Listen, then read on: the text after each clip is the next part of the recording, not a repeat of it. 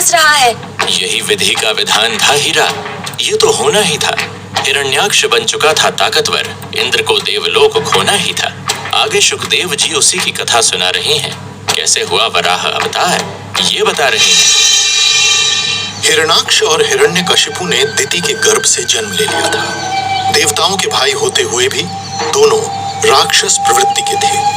हिरण्याक्ष संसार में सबसे ताकतवर बनना चाहता था, पूरे संसार पर अपना राज कायम करना चाहता था। इसलिए ज्यादा शक्तियां और अमर होने का वरदान पाने के लिए उसने ब्रह्मा जी की कठोर तपस्या की। ओम ब्रह्मणे नमः, ओम ब्रह्मणे नमः, ओम ब्रह्मणे नमः। हिरण्याक्ष की कठोर तपस्या से ब्रह्मा जी प्रसन्न हुए और उन्हें वरदान देने के लिए आ गए। मैं तुम्हारी तपस्या से प्रसन्न हूँ वत्स, तुम्हारी क्या इच्छा है वो मुझसे कहो। ब्रह्मदेव, मुझे ऐसा वर दीजिए जिससे ना तो कोई युद्ध में हमें पराजित कर सके और ना ही कोई मार सके। ये वरदान तो प्रकृति के नियमों के विरुद्ध है। अमरता का वरदान मैं नहीं दे सकता। इसकी जगह चाहो तो कोई दूसरा वरदान मांग लो। ठीक है ब्रह्मदेव, तो मुझे ऐसा वरदान दीजिए कि आपका बनाया हुआ सृष्टि का कोई भी जीव, मनुष्य, देवता, दानव, राक्षस, गंधर्व, नाग, किन्नर, कोई भी हमें ना तो मार सके ना ही युद्ध में हरा सके। मेरी किसी अस्त्र शस्त्र से हत्या ना हो, पृथ्वी, आकाश, पाताल में कहीं हमारी मृत्यु ना हो। तथास्तु, तुम्हारी इच्छा पूरी होगी।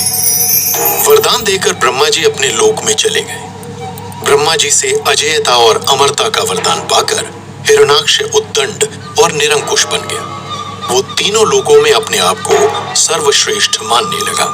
ब्रह्मदेव के वरदान से अब मैं सबसे शक्तिशाली हो गया हूँ, तो क्यों ना तीनों लोकों पर कब्जा कर लूं? वैसे भी मेरे हाथ मचल रहे हैं युद्ध करने के लिए। ऐसा करता हूँ, सबसे पहले देवलोक ही चलता हूँ और देवताओं को बताता हूँ कि मेरे सामने वो कितने छोटे और कमजोर हैं। हिरण्याक्ष अहंकार से भरकर हाथ में गदा लेकर इंद्रलोक में जा पहुंचा। रास्ते में जो भी मिला उसे उसने अपने रास्ते से हटा दिया। उसके आतंक से धरती, पाताल, पृथ्वी सब कांप उठे।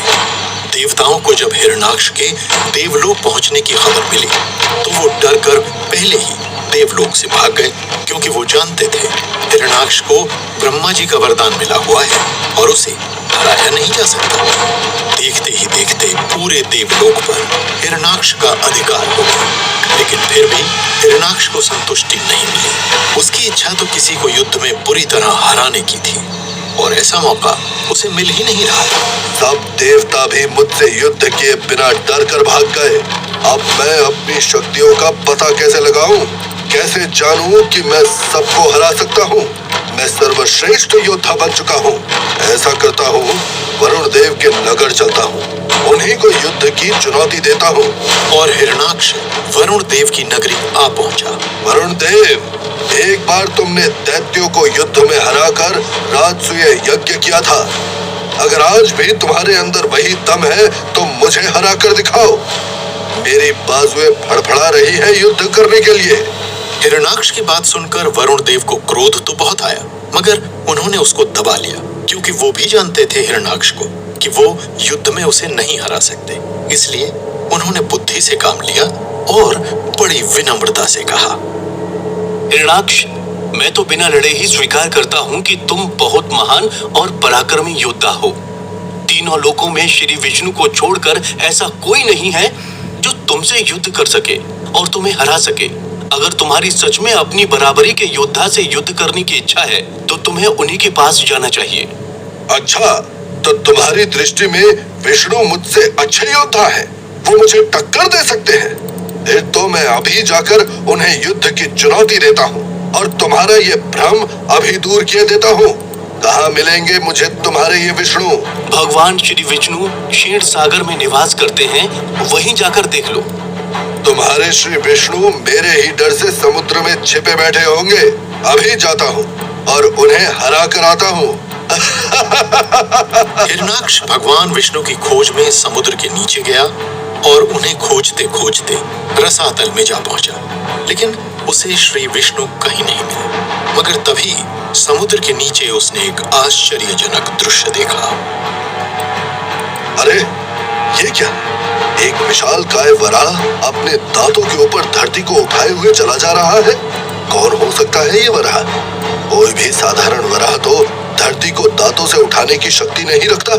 कहीं ये वराह के रूप में श्री विष्णु ही तो नहीं है? मैंने सुना है वो बार बार देवताओं और बाकी प्राणियों की रक्षा के लिए अवतार लेते हैं, माया रचते हैं। हाँ, ये वही होंगे जो पृथ्वी को समुद्र से बाहर निकालने आए हैं। अभी चलकर इन्हें युद्ध के लिए ललकारता हूँ। ओ विशालकाय वराह, तुम जरूर विष्णु ही होंगे जो रूप बदलकर धरती को बचाने आए हो, लेकिन तुम इसे यहाँ से नहीं ले जा सकते। अगर ले जाना चाहते हो तो तुम्हें पहले मुझसे युद्ध करना होगा। हिरण्याक्ष ने कोशिश की भगवान विष्णु को गुस्सा दिलाने की, मगर वो शांत रहकर आगे बढ़ते गए। ये देखकर हिरण्याक्ष भगवान वराह के पीछे लग गया और उन्हें भला बुरा बोलता रहा। कभी उन्हें निर्लज्ज कहता, कभी कायर, कभी मायावी, तो कभी डरपोक। मगर भगवान विष्णु शांत रहकर अपना काम करते रहे। जब उन्होंने धरती को समुद्र के ऊपर स्थापित कर दिया तो पीछे मुड़े, जहां पर हिरण्याक्ष उनके पीछे लगा हुआ था। उन्होंने हिरण्याक्ष को गले से पकड़ा और उसको वापस समुद्र के अंदर खींच कर ले गए। दोनों में भयंकर युद्ध हुआ और आखिर में वराह रूपी भगवान विष्णु ने उसे गोद में उठाकर अपने दांतों से फाड़ डाला और उसका अंत हो गया। हिरण्याक्ष का एक जन्म पूरा हुआ। अब उसे श्राप के अनुसार 2 और जन्म लेने थे। इस तरह वराह अवतार लेकर भगवान विष्णु ने धरती माता का उद्धार किया और साथ में हिरण्याक्ष का भी। ऐसे ही कृपालु हैं भगवान श्री विष्णु, जो सृष्टि और भक्तों की रक्षा के लिए जब भी जरूरत पड़ती है अवतार लेकर आते हैं। बोलो भगवान श्री वराह देव की जय, श्री हरि विष्णु के अवतार की जय। पन्ना, मगर मेरे मन में एक सवाल आ रहा है। हिरण्याक्ष को तो ब्रह्मा जी ने वरदान दिया था कि उसे कोई नहीं मार सकता, फिर भगवान वराह ने उसे कैसे मारा? उसने वरदान मांगा था कि ब्रह्मा जी का बनाया हुआ कोई भी सृष्टि का प्राणी उन्हें ना मार सके, और भगवान वराह को ब्रह्मा जी ने नहीं बनाया था। भगवान विष्णु खुद प्रकट हुए थे वराह के रूप में। उसने वरदान मांगा था कि किसी अस्त्र शस्त्र से उनकी हत्या न हो, तो भगवान वराह ने हिरण्याक्ष को अपने तीखे दांतों से मारा था, किसी अस्त्र या शस्त्र से नहीं।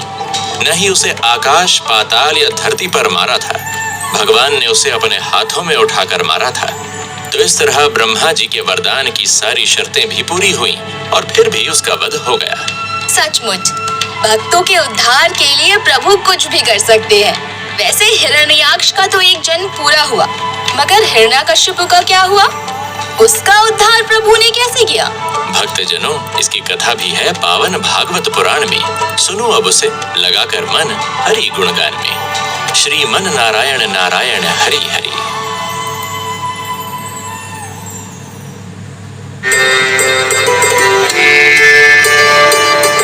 हिरण्याक्ष का तो हो गया था उद्धार, मगर राक्षस बने हिरण्यकश्यप का जीवन अभी भी था बेकार।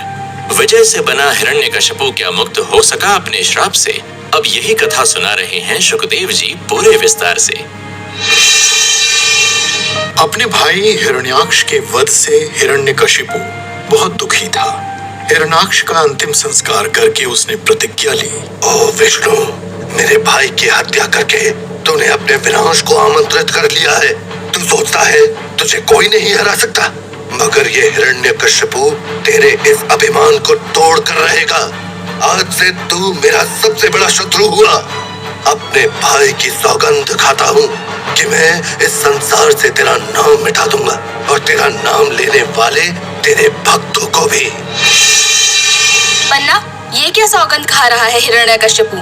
काश इसे इस वक्त ये पता होता कि पिछले जन्म में ये उन्हीं भगवान विष्णु का भक्त और द्वारपाल था और उन्हीं से प्रार्थनाएं किया करता था कि अगले जन्म में भी इसे उन्हीं के दर्शन हो। यही तो माया है प्रभु विष्णु की।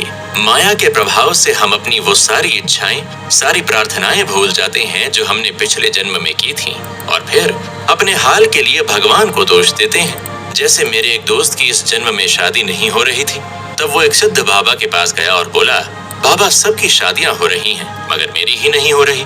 ऐसे मेरे कौन से पाप हैं? किसकी टोक लगी है? जरा देख कर बताइए। तब बाबा ने ध्यान लगाकर उसका पिछला जन्म देखा और हंसते हुए बोले, बेटा, ये तेरी अपनी ही प्रार्थनाएं थीं जो तूने पिछले जन्म में की थी। तब तेरी एक नहीं दो बीवियां थी और तू उन दोनों से लड़ाई झगड़े से इतना परेशान था कि बार बार भगवान से प्रार्थना किया करता था, भगवान कुछ भी हो, अगले जन्म में मुझे इस शादी ब्याह के झंझट से दूर रखना, मैं अकेला ही सुख से रहूंगा। भगवान ने तेरी प्रार्थना सुन ली। तुझे तो खुश रहना चाहिए कि तू इस जन्म में शादी ब्याह के झंझट से दूर है। पिछले जन्म में तूने बहुत भुगता है, अब मौज कर। ये सुनकर वो बेचारा मुंह लटका कर वापस लौट आया। हे प्रभु, यानी हम जो मांगे बहुत सोच समझ कर मांगे। कब की प्रार्थना कब पूरी हो जाए क्या पता।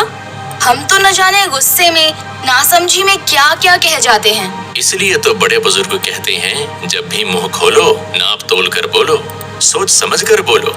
अच्छा चलो, अब आगे की कथा सुनो। शुकदेव महाराज राजा परीक्षित को क्या बता रहे हैं। हिरण्याक्ष की मृत्यु के बाद हिरण्यकशिपु उसकी जगह तीनों लोकों का स्वामी बन गया था। वो विष्णु भक्तों को चुन चुन कर मारने लगा था। उसने सभी जगह ये घोषणा कर दी थी कि भगवान विष्णु का कोई नाम नहीं लेगा। या तो उनकी भक्ति करना छोड़ दो या अपने प्राण छोड़ दो। मेरे राज्य में कोई मेरे शत्रु का नाम नहीं लेगा। उसके जीवन का अब एक ही लक्ष्य बन गया था, भगवान विष्णु से अपने भाई की हत्या का बदला लेना। इसके लिए ब्रह्मा जी की घोर तपस्या करने वो मंदरांचल पर्वत पर चला गया, ताकि वरदान में भगवान विष्णु को हराने के लिए शक्तियां प्राप्त कर सके। उसने अन्न जल छोड़कर मन को एकाग्र किया और ब्रह्मा जी की कठोर तपस्या करने लगा। हिरण्यकशिपु को तपस्या में लीन देखकर देवताओं ने इस मौके का फायदा उठाने की सोची। इंद्रदेव ने देवताओं से कहा, ये हमारे पास बड़ा अच्छा मौका है असुरों से अपना देवलोक वापस छीनने का। हिरण्यकशिपु के चले जाने से असुरों की शक्ति आधी हो गई है, तो क्यों ना हम उन पर आक्रमण करके अपना देवलोक वापस प्राप्त कर ले। सही कह रहे हैं आप देवराज, हम अपनी शक्तियां इकट्ठी करते हैं और जल्दी ही असुरों पर आक्रमण कर देते हैं। इस तरह पूरी योजना बनाकर देवताओं ने असुरों पर आक्रमण कर दिया। हिरण्यकशिपु के वहां न होने से असुर हार गए और देवताओं ने अपना देवलोक वापस ले लिया। इतना ही नहीं, देवराज इंद्र ने हिरण्यकशिपु की पत्नी कयाधु को भी बंदी बना लिया। उस समय कयाधु गर्भवती थी। जब इंद्र उन्हें बंदी बनाकर ले जा रहे थे, तभी उनका रास्ता नारद मुनि ने रोक लिया। नारायण नारायण, ये क्या अनर्थ कर रहे हैं इंद्रदेव? देवी क्याधु को क्यों बंदी बना रखा है? शायद आप जानते नहीं, ये गर्भवती है, इसीलिए बंदी बना रखा है मुनिवर। इनके गर्भ में हिरण्यकशिपु का पुत्र पल रहा है। वो भी बड़ा होकर हम देवताओं के लिए मुसीबत बनेगा, हमसे हमारा देवलोक छीनेगा। इसलिए हम उसे जन्म लेते ही समाप्त कर देंगे। ऐसा अनर्थ मत कीजिएगा देवराज, क्योंकि आप नहीं जानते, देवी क्याधु के गर्भ से कोई राक्षस नहीं, बल्कि महान विष्णु भक्त पल रहा है।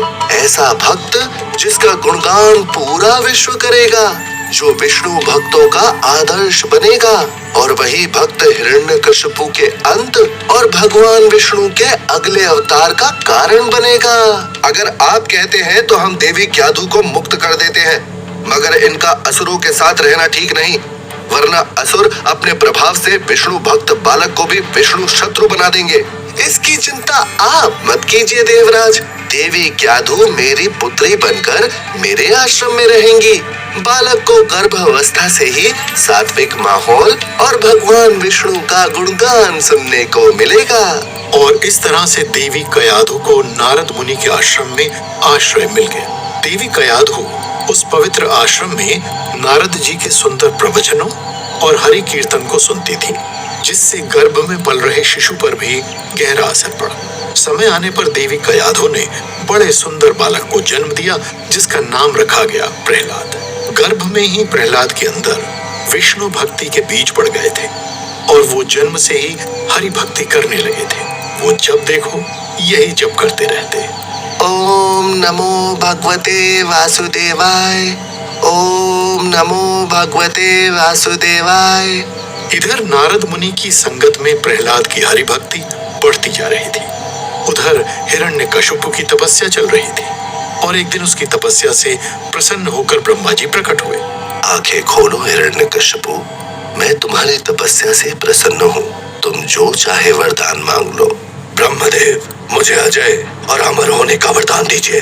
मैं हर युद्ध में विजयी रहूं और मेरी कभी मृत्यु ना हो। अमरता का वरदान सृष्टि के नियमों के विरुद्ध है। तुम इसके स्थान पर कोई और वरदान मांग लो।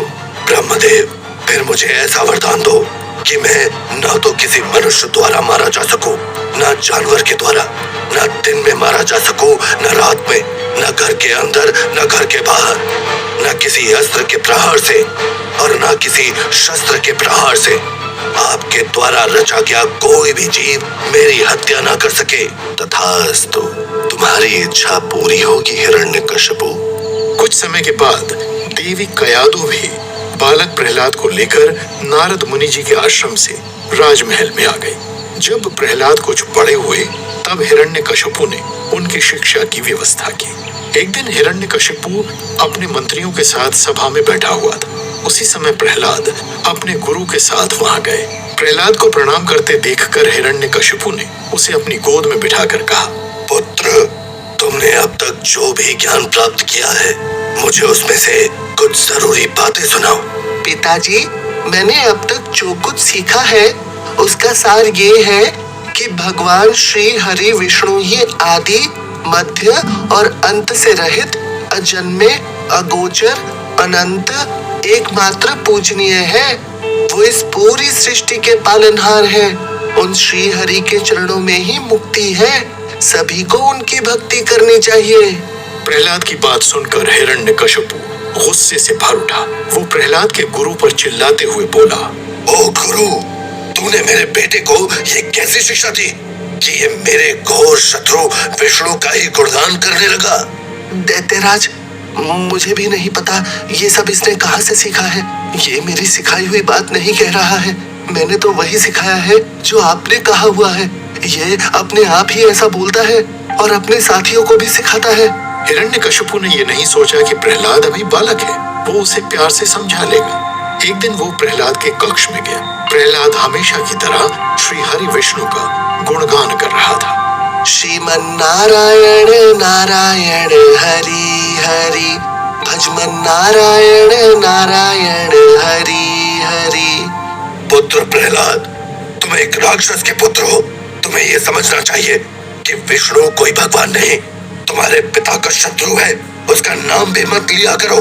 पिताजी, आप अज्ञानवश ऐसा कह रहे हैं। आप नहीं जानते, भगवान विष्णु इस पूरे संसार के पालक और रक्षक हैं। वही सर्वोच्च शक्ति है, सर्वोच्च सत्ता है। नहीं पुत्र, दरअसल नारद मुनि ने तुम्हें उल्टी बुद्धि पढ़ा दी है। उसकी बातों को सच मत मानो और विष्णु की भक्ति करना छोड़ दो। तुम राक्षस वंश की संतान हो। राक्षस धर्म का पालन करो। मेरा तो एक ही धर्म है पिताजी, भगवान श्री विष्णु की भक्ति करना। मुझे बस इसी धर्म का पालन करने दीजिए। इसी में मेरा उद्धार है। क्या दो? समझा लो अपने पुत्र को। जितना जल्दी हो सके हरि भक्ति छोड़ दे, वरना तुम जानती हो मेरे राज्य में हरि भक्तों को क्या सजा मिलती है। अगर ये जल्दी नहीं सुधरा तो मैं भूल जाऊंगा कि ये मेरा पुत्र है और मैं इसे भी वही सजा दूंगा जो उस विष्णु का नाम लेने वालों को मिलती है, यानी मृत्यु दंड। नहीं नहीं स्वामी, ऐसा मत कहिए। ये बालक है, मैं समझाऊंगी इसे, ये समझ जाएगा। समझ जाए तो इसी के लिए अच्छा है, वरना परिणाम तुम जानती हो। क्या हुआ परिणाम हिरण्यकशिपु की शक्ति का, भक्त प्रहलाद की भक्ति का? कौन जीता शक्ति और भक्ति का ये दंगल? किसकी हुई करारी हार और किसका हुआ मंगल? भक्तों, ये तो थी अभी झांकी, शेष कथा है बाकी।